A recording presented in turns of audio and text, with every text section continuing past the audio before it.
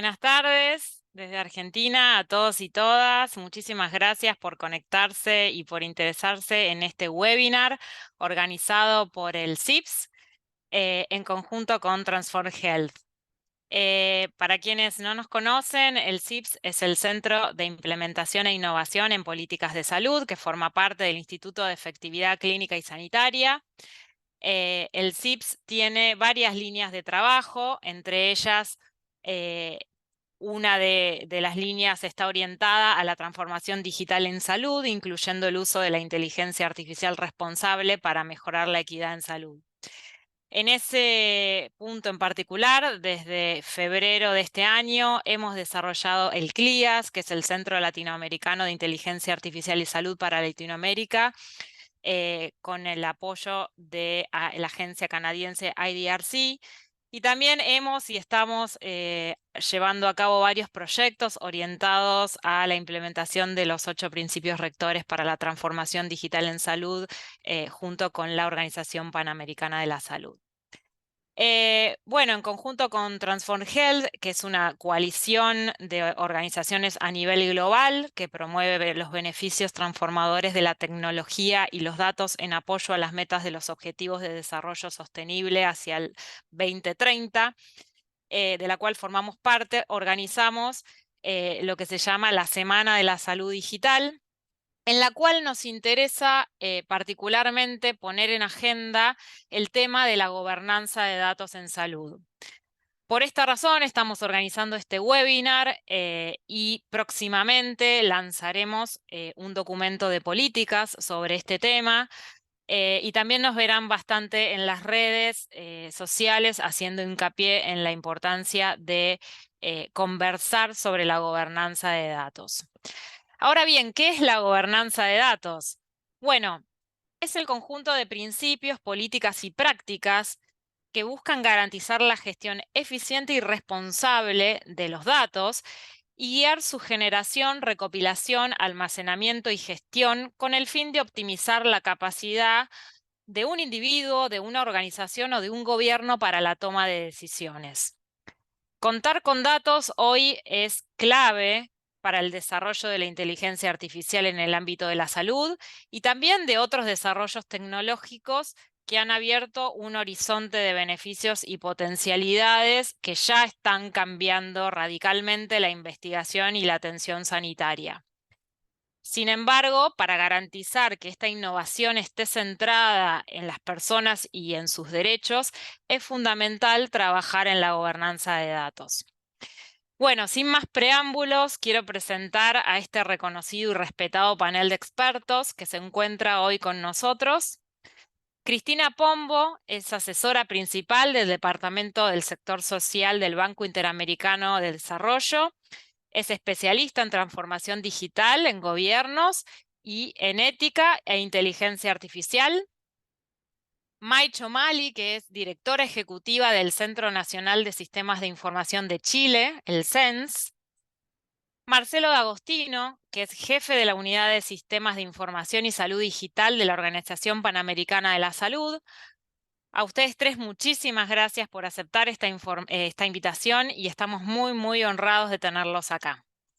Por parte del CIPS, quiero presentarles a Daniel Risato Lede, que es médico, es especialista en informática en salud y en salud digital, y va a ser quien va a moderar este diálogo con los expertos. Así que muchísimas gracias. Adelante, Dani. Muchísimas gracias, Cintia, y a todo el equipo del IEX y del CIPS por la coordinación, y obviamente al patrocinador, a Transform Health, que de alguna manera también confió en nosotros para la organización de esta actividad, que, como se mencionó, incluye no solamente una revisión del estado del arte y de la situación y del diálogo con expertos, sino también la elaboración de un documento de políticas en este sentido. Y obviamente, desde ya a nuestros panelistas, que agradecemos en línea con lo mencionado por Cintia, que se hayan podido tomar el tiempo y la dedicación de compartir con nosotros este webinar.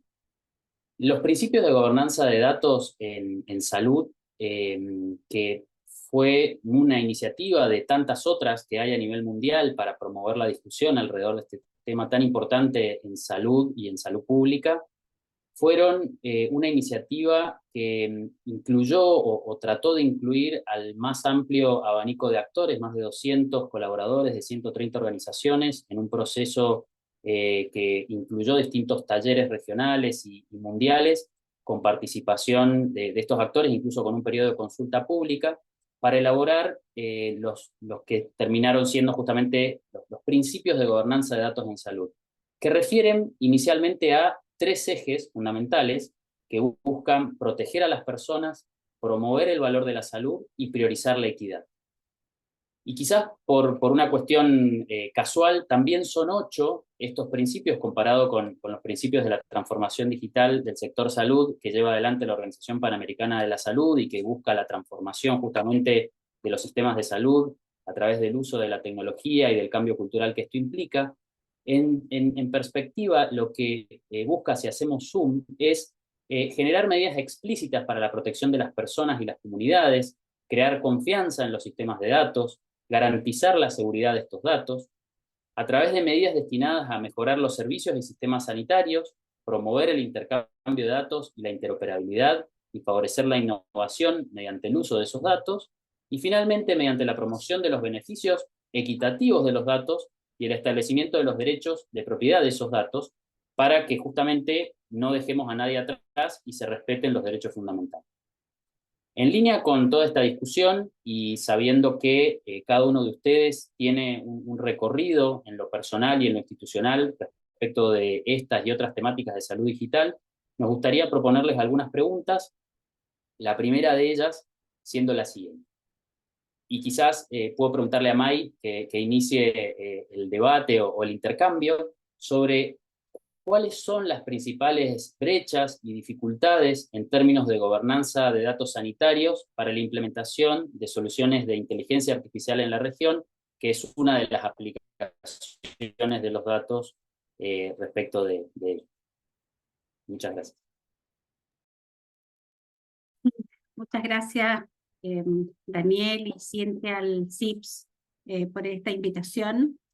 Es un tema tan interesante, ¿no? Porque efectivamente muchas de las nuevas tecnologías, digamos, la inteligencia artificial funciona con datos y tienen que ser muchos datos. Mientras más datos, más eficiente, más efectivo, más sensible y más específico son estos modelos que se crean a través de la inteligencia artificial. Por lo tanto, efectivamente, todos quisiéramos que todos los que desarrollan y alimentan estos modelos tuvieran acceso a muchos datos. Y efectivamente estos grupos se encuentran con muchas dificultades. Hace muy poco tiempo atrás conversaba a propósito de un proyecto con el cual estamos trabajando inteligencia artificial en imágenes. Dice, bueno, ¿cómo lo hago para conseguir imágenes? ¿Sí? Entonces dice, bueno, no, el jefe de servicio de radiología me pasó todas sus imágenes, pero no es la forma, digamos, o converso con otro hospital y el director me cierra las puertas y después el otro, bueno, voy al Ministerio de Salud y me dice que ellos no manejan datos y efectivamente lo que falta es una gobernanza de datos con todos los principios que tú mencionabas. Pero yo haría énfasis en que cuando la gente piensa en gobernanza, estoy pensando en un jefe de servicio, estoy pensando en un director de hospital, estoy pensando en un director de red. Cuando habla de gobernanza de datos, piensa en gobierno. Y la gobernanza de datos tiene que estar en todos los niveles. O sea, un servicio de radiología tiene que tener gobernanza de datos, un servicio de laboratorio tiene que tener su gobernanza de datos, el hospital tiene que tener su gobernanza de datos, porque yo que trabajé muchos años en un hospital, los datos fluyen de un lado a otro, a pesar de tener regulaciones, digamos, por el hecho de no tener una gobernanza de datos, existe mucho riesgo para un uso inadecuado de los datos y poco uso ético, digamos, para usarlo para, por ejemplo, alimentar modelos matemáticos de inteligencia artificial. Por lo tanto, yo creo que es tremendamente relevante que cuando uno crea una política o una buena práctica en gobernanza, lo haga explícito que es para todos los niveles. O sea, me refiero a que un director de un hospital tiene que tener una gobernanza de datos local. Y así, digamos, la gobernanza crece solo hacia los niveles más superiores. Yo digamos, no, no veo posibilidad de que exista una gobernanza de datos para los datos que llegan al Ministerio de Salud, que son muchos, digamos, por obligación, si es que no existe gobernanzas locales. Y el nombre hace creer de que esto es una política más de gobierno, ¿no? Por el hecho de llevarse gobernanza. Entonces creo que primero hay una brecha en términos, uno, de conocer la importancia. Yo creo que no nos hemos dado cuenta, como directivos de instituciones, etcétera, la cantidad de datos que estamos recogiendo. No nos damos cuenta que esos datos están en diferentes lugares dentro de nuestra institución y nos damos cuenta lo susceptibles que son esos datos. Y se los digo de verdad de todas las conversaciones que tenemos con los directores de hospitales, con los jefes de servicio. Por lo tanto, creo que falta competencias en ese ámbito. Sobre, bueno, me refiero a solamente lo que significa resguardar ese dato, usar ese dato, definir cuándo se va a eliminar ese dato. O sea, no estamos hablando de la recogida del dato, pero creo que ahí tenemos una debilidad tremenda, una brecha tremenda en los directivos de los hospitales sobre competencias para decir, acá tengo una mina de oro que tengo que cuidar. ¿Sí? Yo partiría por ahí, Daniel. Gracias.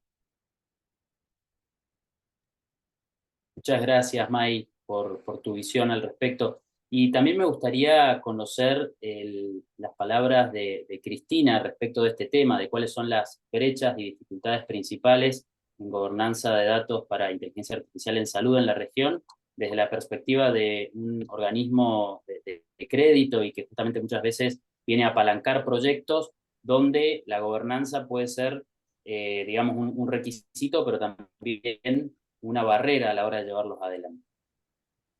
Pues muchas gracias, Daniel, muchas gracias por la invitación y muchas gracias al CEPIS también y a mis compañeros panelistas. Creo que complementar un poco, pues lo que ya se ha dicho es complicado, pero va a tratar de dar una visión un poco distinta o, bueno, no distinta, pero sí bien complementaria.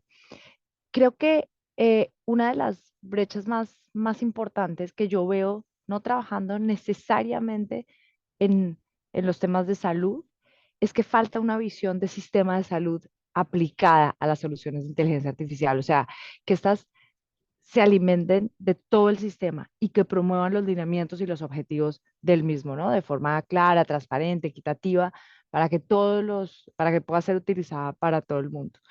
Me encantó lo que ya se dijo, o sea, lo que Mai dijo de la necesidad de entender la importancia, es porque nos hace falta un poco formación específica de recursos y profesionales de la salud sobre el potencial de los datos. Y no conocer eso hace que cuando se hable de gobernanza, tal vez no se tenga muy claro a qué se está refiriendo con la gobernanza, ¿no?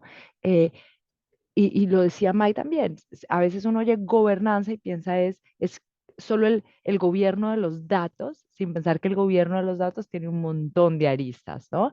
Eh, hay, hay, eh, y por más de que siempre hablemos de los datos, para los ministerios de la región es un tema nuevo, es bastante innovador, no hay mucha experiencia de cómo manejarlos como activo y cómo pueden ser trabajados en las líneas de inteligencia artificial para mejorar los sistemas de salud, para generar políticas públicas y para ayudar a cada uno de los niveles directores o gerenciales, incluso de campo, a la rectoría, la gestión y la provisión de los servicios de salud. Yo definiría esos tres como los retos más importantes para la gobernanza de la salud. Que falta una visión de sistema de salud aplicada a las soluciones de inteligencia artificial, que hay definitivamente una brecha importante de talento humano eh, y que hay una falta de conocimiento en cómo manejarlos como un activo y cómo pueden ser usados para política pública. Y yo le Muchísimas paso la gracias. pantalla al siguiente. Muchísimas gracias, Cristina, por tus palabras y tus observaciones al respecto, muy valiosas.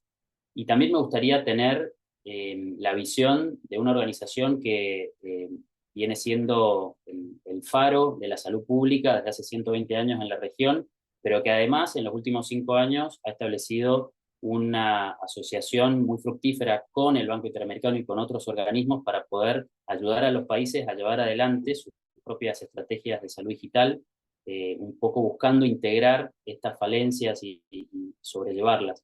En ese sentido, Marcelo, ¿cuál es tu visión como jefe de la unidad de salud digital y de informática en salud y la perspectiva regional respecto de estas brechas y dificultades para aplicar la gobernanza en salud y específicamente para inteligencia artificial? Gracias, Dani. Gracias, Cintia, también así por la invitación y un lujo para mí estar con Cristina y May. No solo compartiendo este panel, pero compartimos ya varios años y vamos aprendiendo y retroalimentándonos juntos en esta iniciativa, como vos mencionabas. Muy bien, ahí, Dani. Complemento todo lo que dicen, estoy 100% de acuerdo con todo. Hay una palabra que estaba pensando a ver qué podría resumir. Falta un poco cultura del uso de datos, es decir, esto de que todos entendamos por qué son importantes, por qué mis datos contribuyen, pero también por qué uno tiene que tener un concepto de una reciprocidad. Nosotros, si queremos que la inteligencia artificial funcione, tenemos que tener también estructurada esa gobernanza para que los algoritmos puedan ser testeados sobre bases de datos. Porque si nosotros mismos no damos acceso a datos sobre las prevenciones de privacidad, uso ético, etcétera, que hay que tenerlas, después salen los algoritmos llenos de bias, llenos de sesgos. Entonces esto requiere una mirada completamente diferente. Y acá es donde yo creo que hay uno de los, yo por lo menos siento y lo hemos visto mucho en conversaciones con el BID, que hablamos a diario, con el SENS, con el CIPS, de el tema de un entendimiento y una visión diferente. No podemos aplicar el modelo de procesamiento de datos a tecnologías de información que se utilizó en los últimos 30 años, ahora diciendo que son para inteligencia artificial. O sea, el paquete completo hay que entenderlo. Lo entendió mucho mejor el ámbito de la medicina y por eso están muy avanzados en soluciones de inteligencia artificial en la medicina y va un poquito más lento en la salud pública para la consideración de, como bien decía Cristina, políticas públicas, instrumentos normativos, etcétera, etcétera. Y entonces, otro gran desafío que tenemos es como una mezcla que hay de una falta de entendimiento, suscribo 100% lo que recién dijo Cristina, sumado a algo que yo escuché en una conferencia, a mí me encantó, de una persona que dijo que el principal desafío y problema que hoy tenemos en la inteligencia artificial es que todo el mundo está diciendo muy rápido que la entiende. Entonces, al decirle que la entiende, hay muy poco espacio para aprender y siempre pasa. Entonces, falta ese entendimiento y falta esta visión holística. Por ejemplo, nosotros tenemos que acercarnos lo máximo posible a las agencias reguladoras que están creando grupos ya para la regulación de algoritmos. Y dentro de esa regulación de algoritmos, obviamente va a haber una camada de datos, de contenidos. Entonces tenemos que ver también cómo hacemos para no lanzar un mecanismo de gobernanza de datos que después venga a competir con otros mecanismos que necesitan el uso de los datos. Entonces me parece que cultura y un enfoque más holístico es algo que tendríamos que mirar con un poquito más de atención. Excelente, muchísimas gracias, Marcelo. Y creo que ha quedado claro de las respuestas suyas a estas preguntas, que en nuestra región tenemos que dar estas discusiones, tenemos que poner sobre la mesa que existen dificultades, que existen de alguna manera desafíos para enfrentar respecto de cómo dar esta discusión de la gobernanza de los datos para la aplicación de la inteligencia artificial, pero obviamente para otros usos también, entendiendo que la inteligencia artificial o los algoritmos de inteligencia artificial no son nada si no tengo datos para entrenarlos y también datos después para aplicarlos. Y tan importante es que podamos tener nuestros propios datos, como ustedes también dijeron, para que no sea algo heredado de otras regiones o de otros ámbitos, y que nosotros tomemos como una verdad revelada, sino que tengan efectivamente una validación. En ese sentido, también invito a los participantes, porque la dinámica de esta charla va a ir en torno a preguntas que hemos preparado, pero también habilitar a que los participantes de este evento puedan, a través del mecanismo de chat de preguntas y respuestas, escribir algunas preguntas que en los últimos 15 minutos vamos a seleccionar para retomar y quizás profundizar algún tema que sea de mayor interés del público.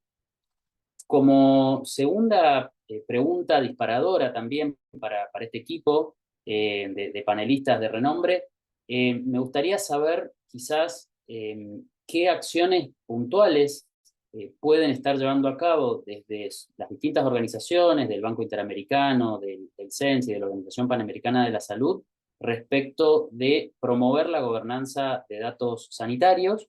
Y le pediría quizás que pueda compartirlo inicialmente Cristina Pombo del Banco Interamericano. Muchas gracias, Daniel. Creo que para contestar un poco sobre qué acciones se están llevando a cabo, puede tener uno como dos niveles, acciones un poco más estratégicas y acciones un poco más tácticas.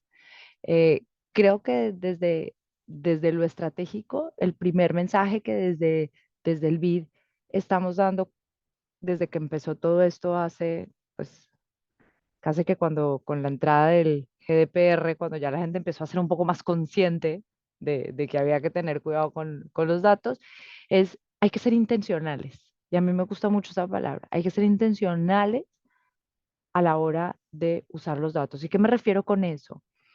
Ser muy cuidadosos en, no porque yo tengo los datos, debo usarlos. Eso es primero. Hay que tener mucho cuidado en cuándo es que los datos deben usarse. Intencionales en preguntarse qué tipo de datos estamos usando. ¿Estamos incluyendo a toda la población en los datos que estamos usando? Hacerse esas preguntas constantemente, constantemente. Creo que, y eso pasa por el desarrollo de directrices éticas para el desarrollo, la implementación y promover la transparencia y la responsabilidad en el uso de la inteligencia artificial. Promover discusiones sobre la temática. Este tipo de conversaciones es súper importante. Me encantó lo que decía Marcelo de que creemos que ya lo sabemos. A datos, toda la vida hemos trabajado con datos, ¿no? O sea, al final yo soy economista, pero pues la estadística, ¿qué era? Datos. Pero no es cierto. Hay que promover las discusiones sobre esta temática, acercar mucho más a la gente para sumar a los diálogos, vincular a los pacientes, fomentar la participación en la gestión de sus propios datos de la salud y en la toma de, de decisiones, ¿no? ¿Dónde están también la sociedad civil que llaman? Em, Nosotros desde el BID, Daniel, podemos ayudar al desarrollo de políticas relacionadas con la seguridad, la privacidad y el tratamiento de datos. Y con, pues Marcelo, y lo dijiste tú también, ha sido un socio desde OPS para poner a todos los países a sentarse en la mesa y pensar conjuntamente en cómo se pueden mejorar o hacer una revisión de las mejores prácticas para regular tecnología emergente, como la inteligencia artificial, apoyar a los países a adoptar sus normas, crear mecanismos regionales para ese fin. Desde el BID tenemos un instrumento que se llama los bienes públicos regionales, que estamos ya con ese instrumento apoyando a varios países. Y hay otro instrumento que tenemos en el BID, que es una iniciativa que se llama Fair LAC, que es ese juego de palabras de Fair, con ahí en la mitad, y LAC por Latinoamérica y el Caribe, ¿no? Y Fair LAC es, piensen como una plataforma de servicios que tiene el BID a los países en todos los ámbitos, ya sea la adopción, es como para pasar de los principios a la práctica. Es muy fácil decir no discriminación. Eso es súper, decirlo es muy fácil. Ahora los gobiernos nos preguntan, ¿y eso cómo se hace? ¿Cómo me aseguro que los datos no estén discriminando? ¿Qué herramientas tengo? Eso es lo que también, eso es FAIRLAC lo que hace es dar todas esas herramientas o las discusiones sobre la gobernanza, porque hay una cosa es la gobernanza de los datos, pero también hay que pensar en la gobernanza de la inteligencia artificial, que ese es otro temazo, ¿no? Y cómo se juntan las dos en una región donde solo 6 países tienen leyes de protección de datos. y algunos de ellas sin muchos dientes. Muy cierto, Cristina, y muchas gracias también por hacer referencia a proyectos particulares que pueden ser de utilidad para algunos de las personas asistentes a este webinar. Solo para comentar, dentro de la organización del CIPS tenemos un proyecto de inteligencia artificial, de generar un hub de inteligencia artificial en salud, específicamente para salud sexual, reproductiva y materna, donde se presentaron muchísimos proyectos, más de 70 proyectos, algunos de ellos fueron seleccionados para ser de alguna manera potenciados con fondos para poder ya sea probar una idea de laboratorio, validarla o incluso escalarla si ya ha pasado por las etapas previas, y una consulta que surge permanentemente según el nivel de desarrollo, la etapa en la que estén, es este tema de cómo acceder a los datos, cómo tener las salvaguardas para que justamente se cumplan con estos principios, porque los principios son enunciativos, pero después hay que bajarlos a terreno. Así que muchísimas gracias por también proveer estas herramientas. Y aprovecho también para abrirle la pregunta a Marcelo de las distintas actividades que se puedan estar llevando a cabo desde la Organización Panamericana de la Salud para promover este tipo de discusiones sobre la gobernanza de datos en salud. Sí, muchísimas gracias. Nosotros, para ir al punto, en 2016, junto con el BID, se lanzó en Jamaica una iniciativa de sistemas de información para la salud, y justamente el concepto que pusimos de para la salud y no de sistemas de información en salud fue pensando en datos, en que el sector salud tenía que entender que se necesitan datos que provienen de múltiples sectores que no están necesariamente bajo la autoridad administrativa de los ministerios de salud. El caso que siempre usamos de ejemplo son las estadísticas vitales, que están bajo la responsabilidad de los institutos de estadística y censo en la gran mayoría de los países. Casos de accidentes de tránsito están en algunos casos con la policía, ministerios del interior. En el Caribe, que es muy fuerte el tema del turismo, sí o sí hay que estar conectado para las iniciativas de una salud, que es salud, agricultura y ambiente. Es decir, por eso desde el inicio, y costó, porque mucha gente nos cuestionaba, todavía hoy muchas instituciones siguen llamando Health Information System, pero nosotros insistimos, y ahora los gobiernos en el Consejo Directivo reciente de OPS aprobaron por unanimidad extender el plan este de IS4H del 2024 hacia el 2030. Entonces, en ese plan nosotros planteamos ya desde el 2016 que cuando uno piensa en sistema de información hay que pensar, el área de acción número 1 es gestión de datos. Tan simple como eso. Y a partir de ahí arrancamos, ¿no? Ahora, después también el mundo va cambiando, ¿no? Y estamos en un mundo de la personalización. Entonces, desde el momento, desde que todo en la vida uno lo quiere personalizado, servido, a domicilio, es decir, lo mismo pasa con los datos. Entonces, nosotros también tenemos que entender que estas iniciativas o marcos conceptuales o modelos de gobernanza son cuestiones de referencia y después hay que bajarlo a los diferentes niveles de toma de decisión. Esto lo comento y es algo, lo conecto con lo que hacemos de OPS. Estamos en una discusión muy grande de lo que tiene que ver con la equidad y no dejar a nadie atrás, pero eso requiere empezar a tener discusiones mucho más profundas en lo que es la desagregación de datos. Y esa desagregación de datos es lo que va a permitir, lo que decía Cristina también, de evitar los sesgos algorítmicos. A mí me gusta mucho el ejemplo de este libro muy conocido que se llama Mujeres Invisibles, porque es muy representativo, y acá es donde planteo, yo lo he planteado muchas veces, que tenemos que aprender de otros sectores. El sector automotriz hizo una investigación de por qué una determinada marca de autos, cuando en un algoritmo de simulación de accidentes, era igual la cantidad de hombres y mujeres que morían, pero en la práctica se morían mucho más mujeres que hombres. Cuando surge todo ese problema y se abren y se analizan los algoritmos, se detecta que el algoritmo fue desarrollado sobre la simulación de un cuerpo, de una masa muscular masculina de 80 kilogramos de peso, etcétera, etcétera. Entonces, para eso se necesitan los datos. Obviamente después también necesitas toda la cultura y todo esto, ¿no? Entonces, básicamente, hoy nosotros ya tenemos en OPS un mecanismo de gobernanza de datos que lo dirige el director de la organización, y estamos muy fuerte, junto con el BID, avanzando en este concepto de desagregación en miras a la equidad. Y justamente el evento que estamos organizando la semana que viene en Brasil, juntos, que va a ya 33 países que confirmaron, el primer tema de discusión se llama Datos por la Equidad. Va a estar el CENS, también va a estar el CIPS. Entonces, bueno, se requiere la participación de todos, ¿no?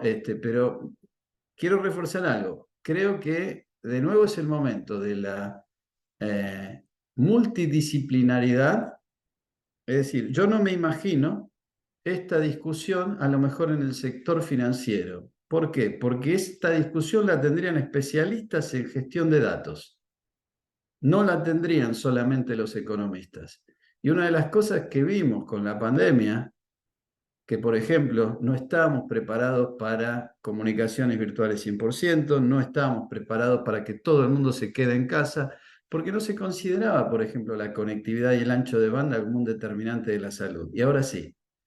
Entonces, este es el momento en que en estas discusiones y modelos de gobernanza traigamos especialistas de ciberseguridad, especialistas de ética, especialistas de gobernanza, especialistas de tecnología, y no que seamos nosotros mismos reinventados en otras profesiones, porque eso es lo que no funciona.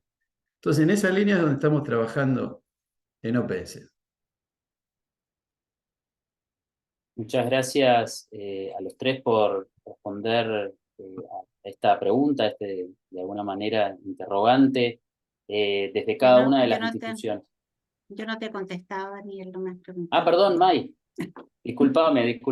Sí. Abro entonces para que nos puedas contar desde el CENS qué sí. están haciendo en este sentido para promover justamente esta discusión de gobernanza de datos sanitarios. Sí, bueno, nosotros estamos trabajando en dos líneas. Uno, que estamos trabajando en conjunto con muchos actores del ecosistema en una guía de buenas prácticas para calidad y seguridad de datos, que digamos, lo primero, el eslabón, ¿no?, de esta primera cadena de la gobernanza, y en conjunto con una serie de instituciones de prestadores para trabajar también en una guía sobre gobernanza de datos local.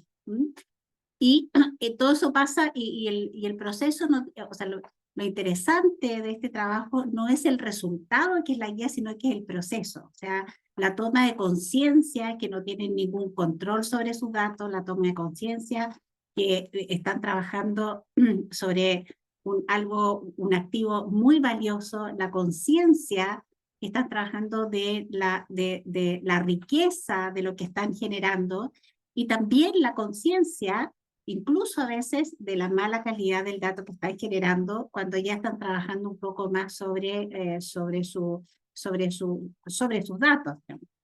Y bueno, obviamente que eso ha significado mucha frustración en las instituciones de salud, porque como decía Marcelo, ellos pensaban que se lo sabían todo. No, pero si tenemos una ley de protección de datos y tenemos un código sanitario y ellos creen que con eso es suficiente, pero no es suficiente. O sea, cuando trabajamos en sistemas de información para la salud, Marcelo lo aprendí ya, cuando trabajamos con, lo voy a cambiar al tiro, cuando trabajamos con sistemas de información para la salud, todavía nuestros directivos están pensando en las estadísticas y el control de las estadísticas que hacían con los sistemas manuales, cuando están hablando de gobernanza de datos, con el informe del egreso hospitalario, pero no todo lo que está quedando en todos los sistemas, desde dónde los guardo, cómo lo protejo, quién tiene acceso, cuánto dura, etcétera. Entonces,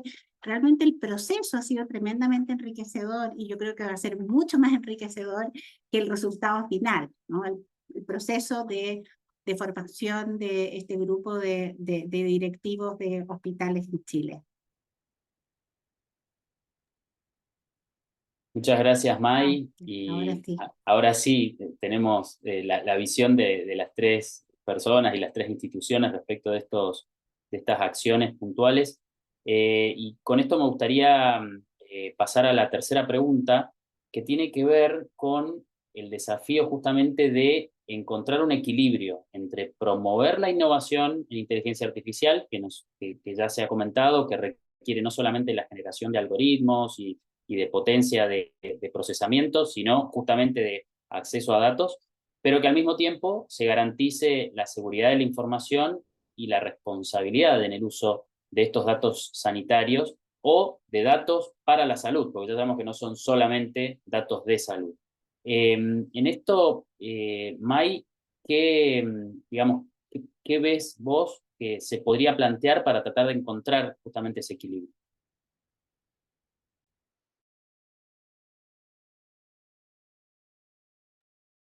Estás muteada, Mai.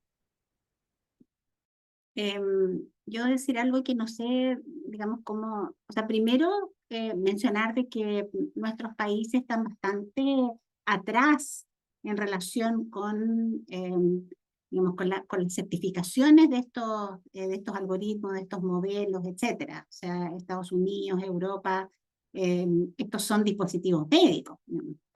O sea, nosotros en nuestro país ni siquiera tenemos una ley de dispositivos médicos, porque esto es un software que hace en definitiva, hace un diagnóstico, o sea, te dice cuál es la edad ósea o te dice si tienes, qué probabilidad tienes de tener un cáncer, o sea, son elementos de diagnóstico y no están regulados. Y la gente siente de que estas son herramientas mágicas y las incorporas en su flujo sin ningún control. Ese es un tema que creo que es algo que tenemos que avanzar rápidamente en nuestros países. Pero por otro lado, creo que hay una responsabilidad social de alimentar esos sistemas con muchos datos, porque mientras más datos, más representativos, disminuye el sesgo, disminuye la probabilidad de error, disminuye... estaba pensando en uno que estaban promoviendo en una institución. Entonces dice, bueno, pero ¿sobre qué base se construyó? No, sobre cáncer de mama de un hospital X, digamos. Bueno, y ese hospital X que atiende cáncer de mama, ¿ve cáncer de mama en hombres, por ejemplo? No, porque eso es hospital de la mujer. Entonces tú dices, bueno, el cáncer de mama también existe en hombres. Si vas a hacer pasar en un hospital donde hay hombres que pueden tener, digamos, un cáncer de mama, no, o sea, no, digamos, ese algoritmo no va a caber en una mamografía de una mama de un hombre. Entonces, en ese sentido hay que tener, vuelvo a insistir, creo que hay una responsabilidad social en entregar esos datos para alimentar estos sistemas que obviamente tienen que estar regulados. Entonces hay que buscar el mecanismo y ese trade-off entre lo que, digamos, entre el tema de la regulación, el tema digamos, de la protección de los datos, etcétera, con estas herramientas que son tremendamente poderosas y útiles, sobre todo en un ambiente en que estamos con ecosistemas cada día más presionados y con menos profesionales de la salud. Tal cual, Mike. Muchas gracias por tu observación. Me gustaría preguntarle a Cristina, en su experiencia y obviamente en su visión de futuro, ¿cómo podríamos encontrar este equilibrio, ¿no? Entre promover la innovación, pero custodiar la seguridad y el uso responsable de los datos? Yo creo, Daniel, que no es dicotómica la respuesta. No es regular y privacidad. Creo que creo que se puede encontrar un equilibrio y que es importante encontrarlo. Yo no creo, y lo pensaba, el otro día lo oí también en una conferencia y me gustó mucho. em, Nosotros, los que son padres, no dejamos a nuestros hijos jugar con un juguete, no compramos un juguete que está en la estantería que no ha pasado por una serie de procesos de revisión. Eh, ¿Por qué le exigimos algo distinto a la tecnología? Siempre está esa frase de no, es que vamos a inhibir la innovación si regulamos. Tal vez no. Hay que promover la privacidad por diseño y otros principios necesarios y buscar una regulación que tal vez eh, trate con mucho más cuidado aquellos, aquellos, aquellas situaciones donde el riesgo es más alto. En salud hay temas de vida o muerte. Entonces ahí hay que tomarlo con mucho cuidado. Pero sí se requiere, sin duda, un enfoque multidisciplinario, ¿no? Profesionales de diversas áreas que puedan entender cuáles son las diferencias que existen. Y reglas y sanciones claras. No basta solamente con regular y decir esto se debe hacer así.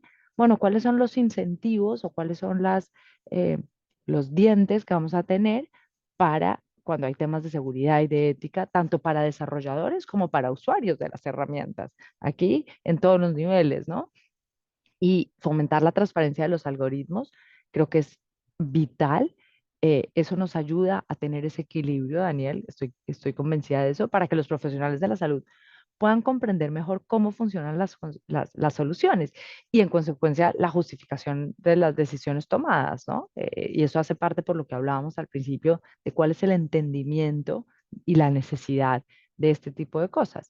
Y así como el ejemplo que daba May de los datos en los hospitales, pues eh, hay que también tener mucho cuidado con quienes usan esos datos. Em, Hay un ejemplo que da una compañera nuestra que se llama Jennifer Nelson, que a mí me gusta mucho porque ella lo vivió. Ella estaba embarazada, tenía una app donde ponía sus cosas del embarazo y de pronto le empezaron a salir un montón de alertas y ella dijo, ¿qué está pasando? Fue al médico y le dijo al médico, yo me siento bien, el app está diciendo que yo estoy con muchos líos y el médico le dijo, ¿qué app estás usando? Y ella le dijo, no sé, cualquiera. Ah, no, es que, ojo, porque se alimenta de datos de hombres. ¿Qué?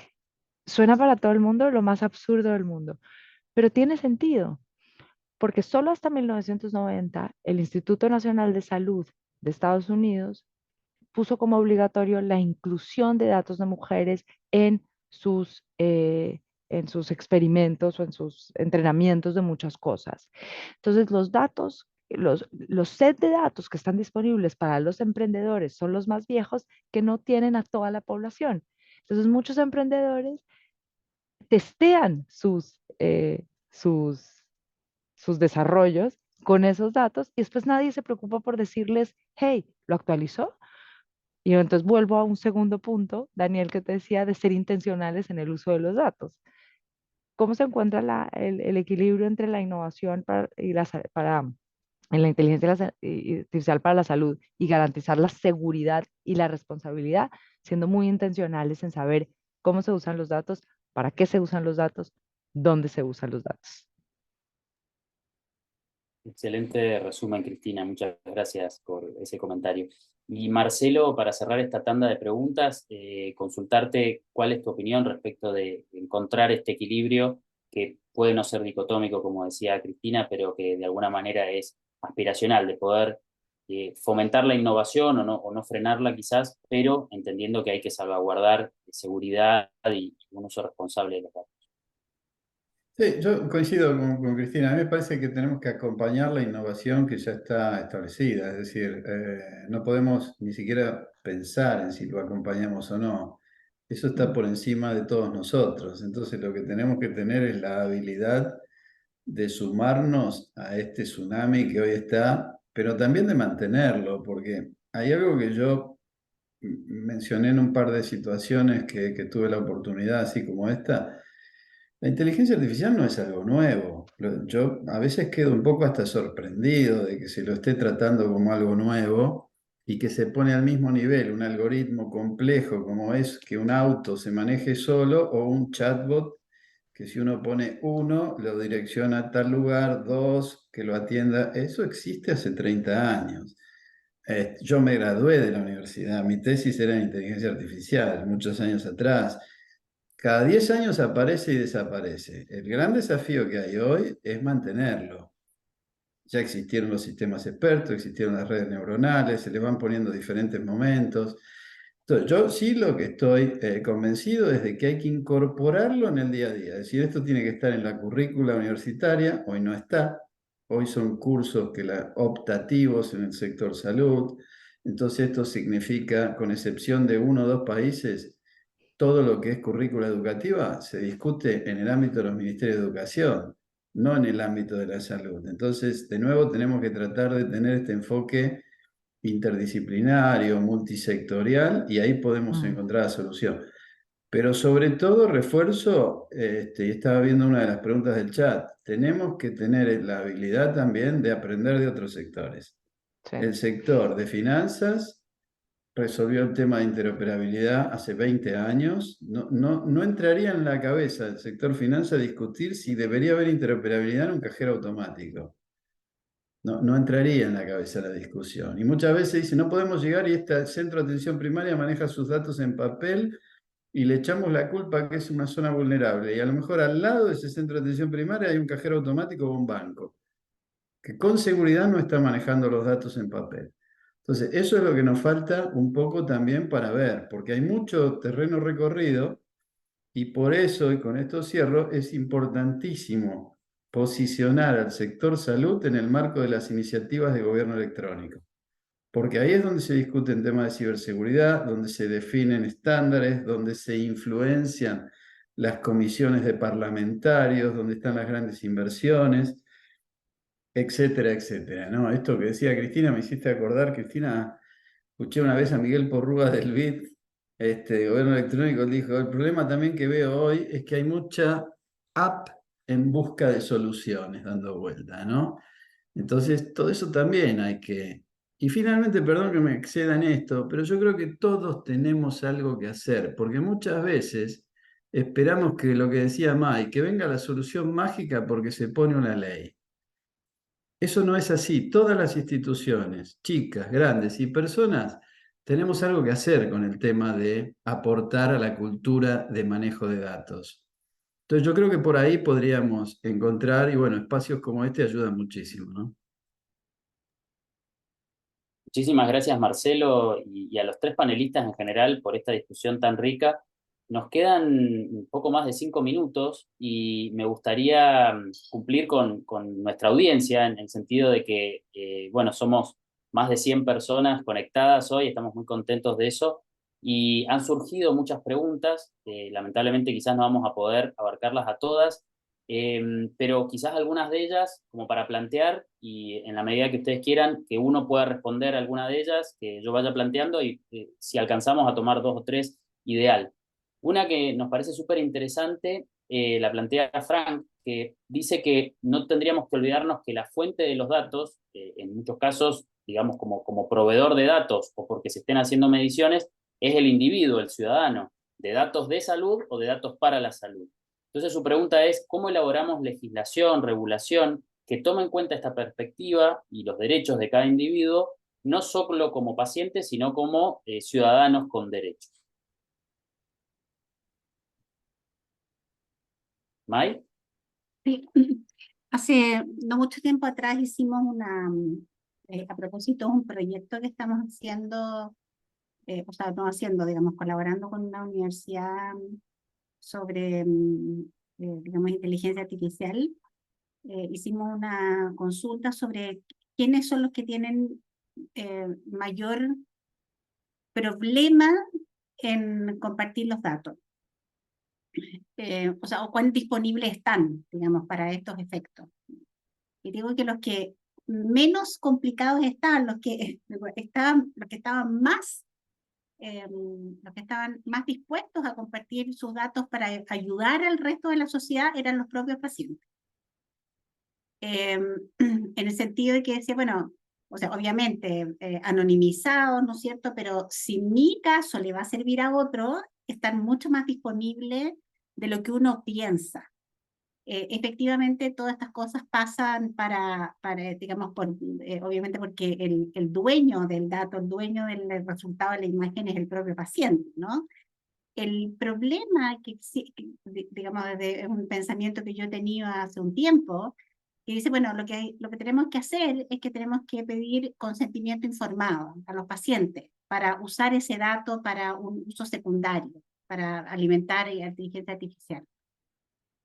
Ese solo hecho me produce que puede generar un sesgo, porque ¿quiénes podrían consentir? Me preocupa que el hecho de que se pida un consentimiento genere un sesgo en términos de que, si no, que mi caso es muy difícil, lo voy a compartir.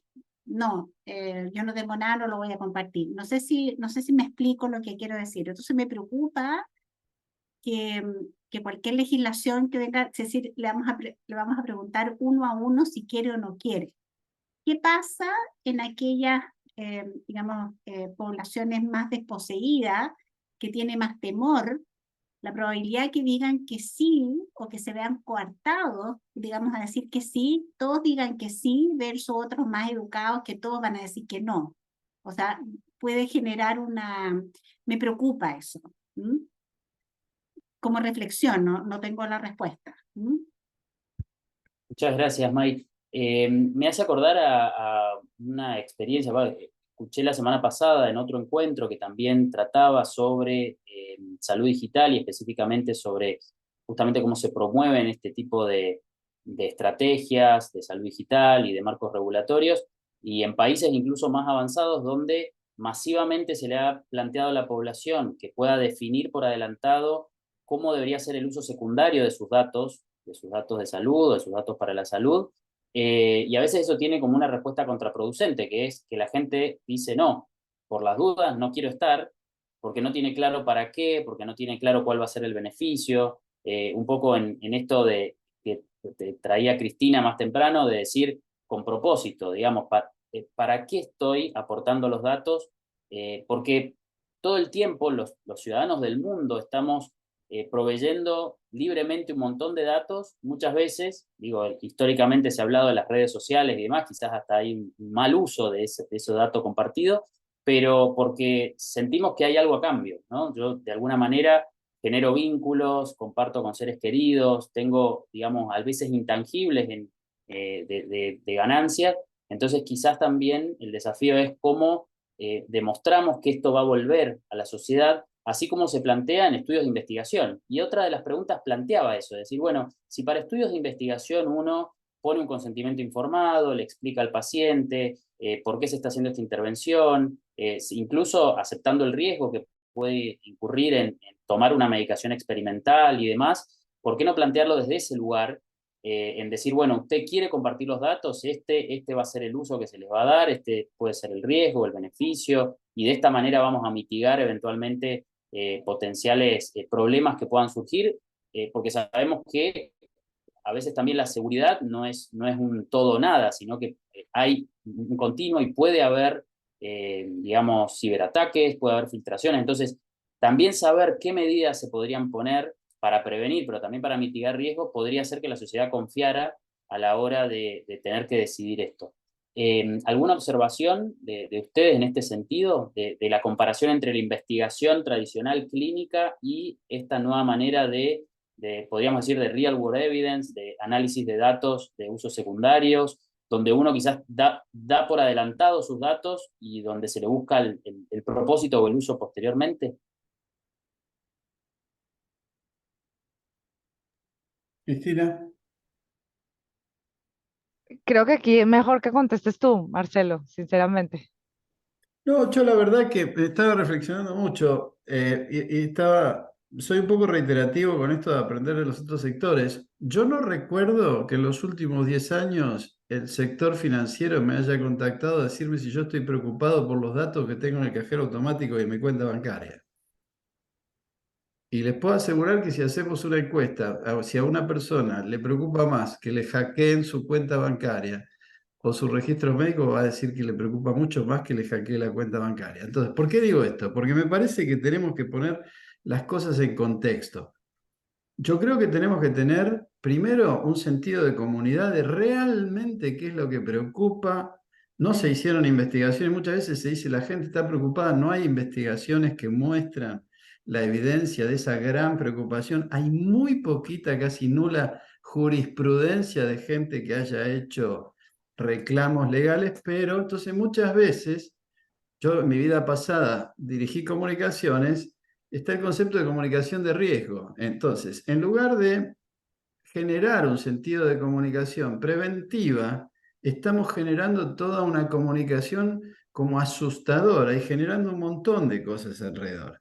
Entonces, por algo en la legislación, de manera milenaria, se dice que lo ideal sería que lo justo se transforme en lo legal y no que lo legal sea lo que se transforma en lo justo. Y eso se da a partir del día a día. Entonces, nosotros tenemos que buscar grupos especializados en todo esto y confiar que esos grupos están asegurando las capacidades, etcétera, etcétera. Yo veía una pregunta, y a mí me encanta ese tipo de provocación. Dicen, los ingenieros de sistema tienen que saber más de salud. También la gente de salud tiene que entender más de tecnologías de información. Ese es el mundo de hoy. Entonces yo creo que en esto es justamente de nuevo lo que tenemos es que repensar la realidad, la relación que tenemos con la realidad en el mundo que el secretario general de Naciones Unidas llamó de la era de la interdependencia digital, es diferente. Entonces la tenemos que pensar de manera diferente y las soluciones que tenemos que proponer tienen que ser diferentes, ¿no? Es apenas una reflexión personal. Por eso les dije que era Marcelo mejor que contestara, porque sabía que tenía una muy buena reflexión en este sentido. ¿Algo para agregar, Cristina, respecto de esto? Y si no, tomamos una última pregunta. La verdad es que estamos muy contentos porque ha habido mucha discusión en el foro y se han planteado muchas preguntas. Nos encantaría poder responderlas a todas, pero ya estamos sobre la hora. Así que, de alguna manera, quizás retomo una última que en parte se tocó tangencialmente, que tiene que ver con la comparación o la experiencia de otras industrias. Entonces, algunos plantean, bueno, en el área de las finanzas, se comparten datos, hay marcos regulatorios, son datos sensibles, no solo por, digamos, por la vinculación con el ciudadano, sino por el riesgo que implica que de repente haya acceso o manipulación de esos datos financieros o de transferencias o de transacciones o de acceso a cuentas bancarias. Entonces, ¿qué experiencias podemos tomar de esas otras industrias y, digamos, qué cosas uno podría aplicar y qué cosas claramente en salud son distintas y va a requerir una vuelta de tuerca más?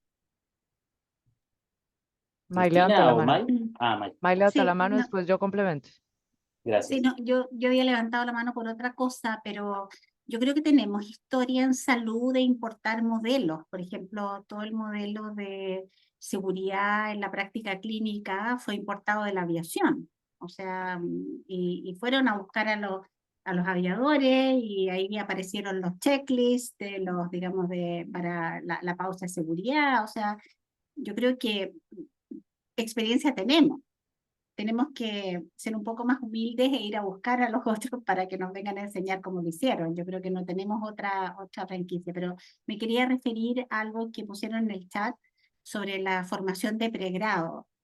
Y creo que tienen mucha razón. Efectivamente, hemos fallado nosotros del SENS, creamos un modelo de competencias para la transformación digital y ahora para la salud digital que estamos a punto de lanzarlo y tenemos ya más del 50% de nuestras universidades en Chile, públicas y privadas, que están trabajando en este modelo para incorporar las competencias en sus mallas curriculares.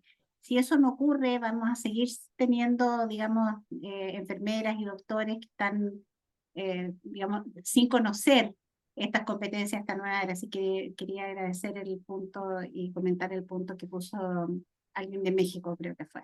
Sí, es fundamental incorporar esta competencia en el pregrado. Eso, gracias. Yo solo me quedo Gracias. pensando en una Cristina. cosa muy rápida, Daniel, porque ya se nos está acabando el tiempo y es, no estando en el sector de la salud, porque no estoy en el sector de la salud, también veo que hay una responsabilidad en la salud de ver el efecto que tiene, la externalidad que genera lo que hace en salud. Porque así como Maya acaba de decir, tenemos que aprender de otras industrias, o Marcelo lo dice todo el tiempo, hay otras industrias que están volteando a ver qué está haciendo la salud para replicarlo también. Entonces, hay un círculo virtuoso en la sociedad que también tenemos que pensar. Y creo que yo no dejaría, no echaría eso en saco roto.